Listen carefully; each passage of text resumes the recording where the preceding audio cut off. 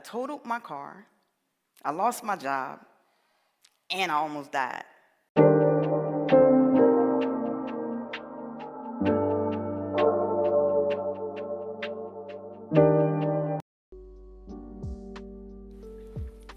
So boom, check it. They say bad things come in threes, right? Well, mine came in fours. In June of 2019, I lost my relationship, I totaled my car, I lost my job, and I almost died. But that wasn't the first time that my life had been turned upside down. When I was 17 years old, I drank a little too much Mad Dog 2020. Okay, I drank a lot too much Mad Dog 2020. And literally my whole entire world was turned upside down. But that was nothing compared to when I was charged with defrauding a financial institution for $88,000 in 2010. I was guilty. So August of that same year, I took a plea deal and was sentenced to 2 years prison, 5 years of probation. When I entered the prison system, I was stripped of my name and given a number. J42433. Every day of my sentence, I said that number, and it was a constant reminder that I was no longer Tanane Jacole Jenkins, but J42433. I had to get naked in a room full of women. We were examined like cattle. I had to turn around, squat, and cough. I had sold myself into the system. When those prison doors closed behind me, I knew that the hope of my life ever being the same again was gone. And for the next 10 years, I would stop living and merely exist. I would become numb.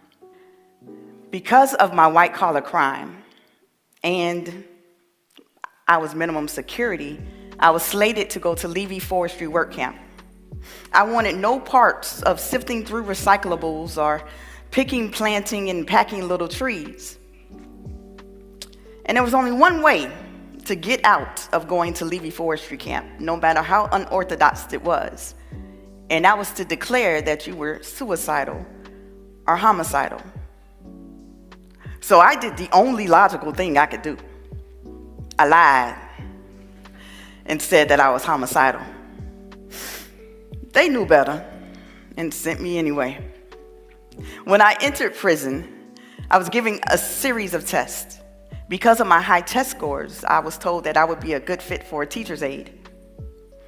So I tracked down the officer in charge of education and made my case.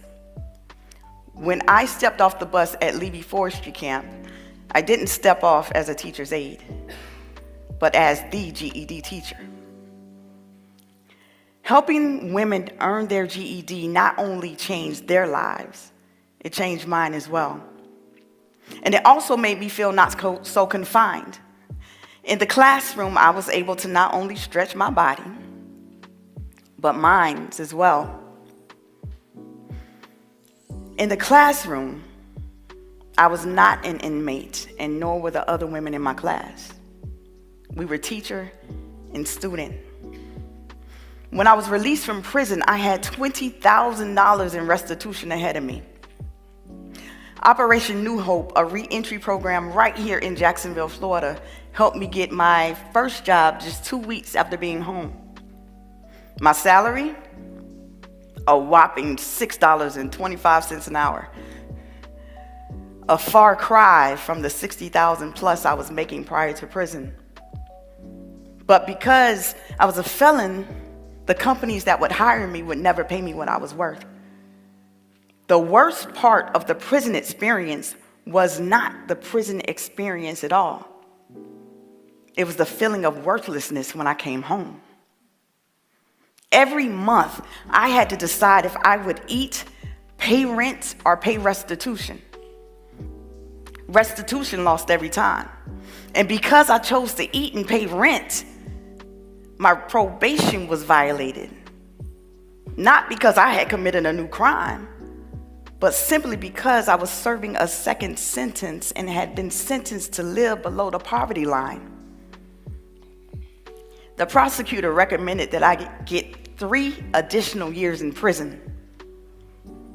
Something about that math wasn't mathing.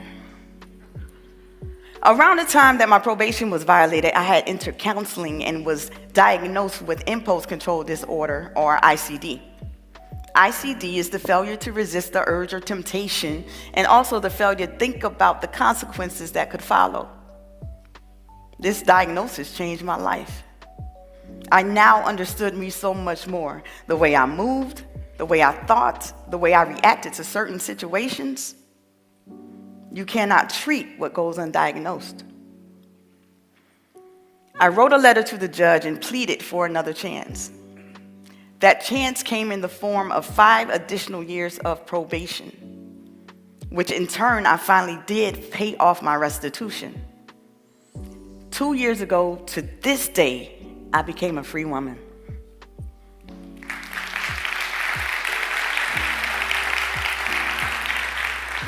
Now that you have the backstory, let's come back to 2019 when I lost everything. I was numb. I did not want to feel. I did not want to deal. I was walking around as a shell of my former self, just like prison. The first thing that the prison system strips from us is the hope that we can succeed after we are released. The next thing is our name. The loss of hope, coupled with the loss of a sense of identity, is a recipe for recidivism. The Harvard Political Law Review states that 600,000 men and women are released from prison each and every year. Another 9 million cycle through our local jails. 2 out of 3 of these men and women will be re-arrested in the first 3 years. 50% or more will be re-incarcerated. A great deal of these rearrests are due to technical probation violations, and the others are because these men and women can't get past the mistake that put them there in the first place. In 2020, I founded an organization called Everything I Am. We help returning citizens and justice-involved individuals find success in their second chance. I have traveled the country speaking to returning citizens about forgiveness. When I ask them if they have forgiven those who have wronged them, about 75 or 80% of their hands go up. But when I ask them if they have forgiven themselves, their hands go down. Just like mine would have if I had been asked that same question. Despite founding my organization, I was spiraling. I was drinking my breakfast, lunch, and dinner. After losing so much the year before, I was numb. A friend of mine noticed my behavior and said, "Tanane, one day, I hope that you feel like you're enough." Enough? Those words tugged at my coattail like a lost child trying to find his way home. Enough? What was enough? I didn't know what enough looked like, tasted like, or smelled like. With the help of my therapist, I realized that I was trying to be enough for everyone but myself. And I had to define what my enough looked like. And I realized that being enough for me was all that mattered. Finding out what my enough was the catalyst to forgiving myself. Forgiving myself for going to prison, forgiving myself for not finishing college, and forgiving myself for every other mistake that was playing over in my mind like sports highlights. You see, forgiveness of self is the greatest tool that returning citizens and justice-involved individuals have on their path to redemption. When you forgive yourself, you are able to let go of what's holding you down and pick up the things that lift you up. In forgiveness, we find hope. And most importantly, in forgiveness, we find ourselves. If you know of a justice-involved individual or a returning citizen that is struggling, do not beat them up because of it. Instead, I implore you to ask them, have you forgiven yourself? And today I ask you, what have you not forgiven yourself for? Where are you stuck in life? What mistakes are you playing over and over in your mind like sports highlights? For 8 years, I was numb. I didn't think I was enough for anyone, especially myself. I not only felt hopeless, I felt worthless. I do not want those who are coming behind me to take 8 years to find their worth. And I sure as hell don't want them to take as long as I did to forgive myself. I am no longer J42433. I am Tanane.